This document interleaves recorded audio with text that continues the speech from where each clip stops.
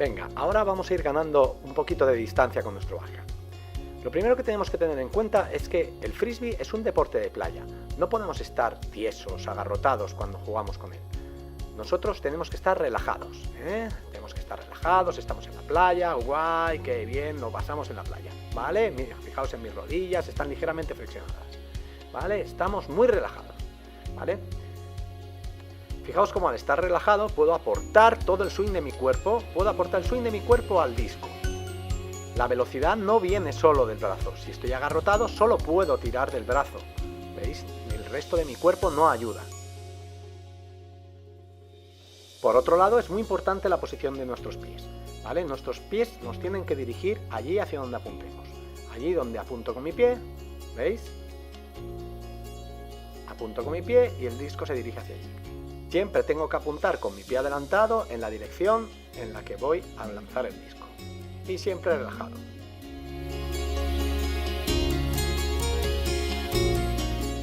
Ahora que ya estamos aportando velocidad al disco con toda la fuerza de nuestro cuerpo, tenemos que tener en cuenta que el disco se tiene que desenvolver. Mira, se tiene que desenvolver por delante del pecho. No lo podemos abrir como si fuera una raqueta de tenis, así no. Así no podemos lanzar, porque se nos abriría hacia afuera. Tenemos que pasar el disco por delante del pecho.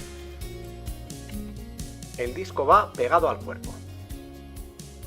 ¿Y por qué va pegado al cuerpo? Fijaos, cuando yo cojo el disco se enrolla en mi brazo, ¿veis? Se enrolla, entonces puedo darle un mayor snap de muñeca. Mi muñeca desenvuelve el disco perfectamente.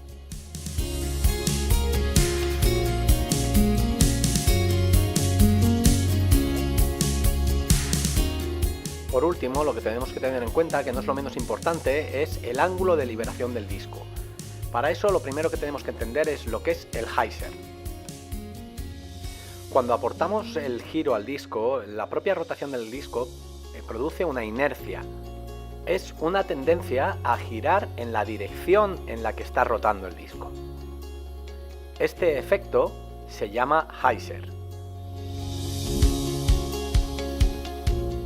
Si yo lanzo un disco completamente paralelo al suelo, entre la fuerza y la velocidad que imprimo con mi brazo y el efecto de la rotación del disco, es inevitable que se produzca el efecto de hyzer.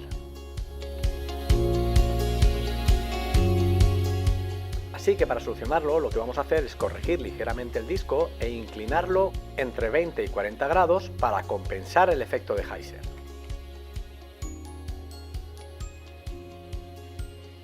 Así nuestro disco saldrá recto.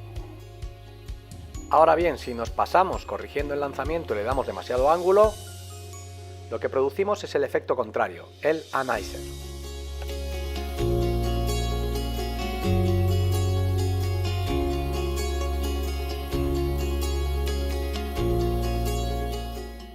Así que debemos aportar el ángulo en su justa medida.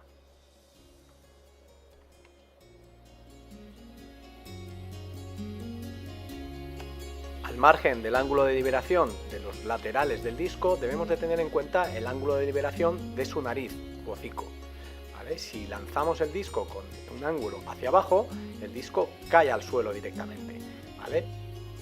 Y si apuntamos con el disco hacia arriba, el disco tenderá a subir y a frenarse finalmente. Es lo que llamamos un disco contraerodinámico. Fijaros cómo el disco va hacia arriba y al final cae hacia atrás. Si os fijáis en el siguiente lanzamiento, lo que voy a hacer es lanzar el disco hacia abajo, pero con la nariz apuntando hacia arriba, de tal manera que produzca un bote. El disco va a bajar, pero su inclinación lo va a hacer subir. ¿Os habéis fijado? Siempre debemos de tener cuidado de no lanzar discos hacia arriba que se frenen y caigan. ¿Por qué? Porque esto va a obligar a nuestro perro a saltar hacia arriba para atraparlos. Este tipo de saltos hay que evitarlos porque puede producir algún tipo de lesión.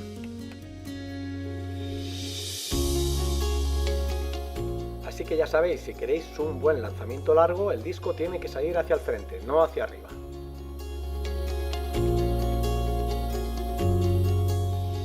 Espero que todos estos consejos os sean de utilidad para empezar a practicar vuestros propios backhands, pero recordad, primero sin perro.